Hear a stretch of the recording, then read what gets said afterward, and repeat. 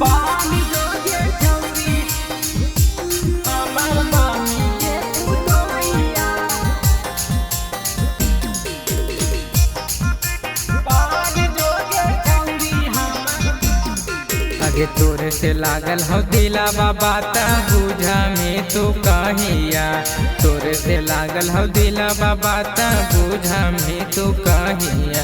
तबान जोगे छौरी हमर मामी के पुतोहिया। पान जोगे छौरी हमर मामी के पुतोहिया। तोरे से लागल हो दिलावा बाता बुझा में तू कहिया। तोरे से लागल हो दिलावा बाता बुझा में तू कहिया। तबान जोगे छौरी हमर मामी के पुतोहिया। पान जोगे छौरी हमर मामी के पुतोहिया। पान जोगे छौरी हमर मामी के पुतोहिया।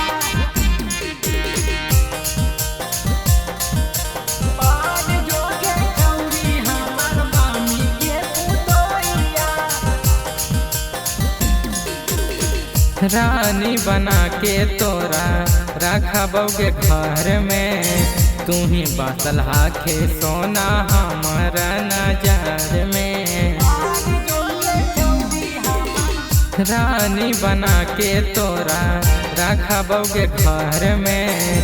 तू ही बसल हाखे सोना हमारा नजर में। तोरे से जुड़ल हा कौगे हमारो सनेहिया। तोरे से जुड़ल हा कौगे हमारो सनेहिया। तबान जोगे छौरी हमर मामी के पुतोहिया। पान जोगे छौरी हमर मामी के पुतोहिया। पान जोगे छौरी हमर मामी के पुतोहिया। पान जोगे छौरी हमर मामी के पुतोहिया। खुश रहमी कारा में तू जिंदगी भर आराम गे। छोड़ा बने साथ तोरा रखबो हथवा थाम गे। खुश रहमी कारा में तू जिंदगी भर आराम गे। छोड़ा बने साथ तोरा रखबो हथवा थाम गे। अनुज के नामे से नूरा लगाई मिगे जहिया। गुडू दीवाना के नामे से नूरा लगाई मिगे जहिया।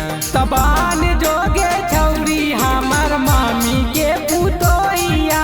पान जोगे छौरी हमर मामी के पुतोहिया।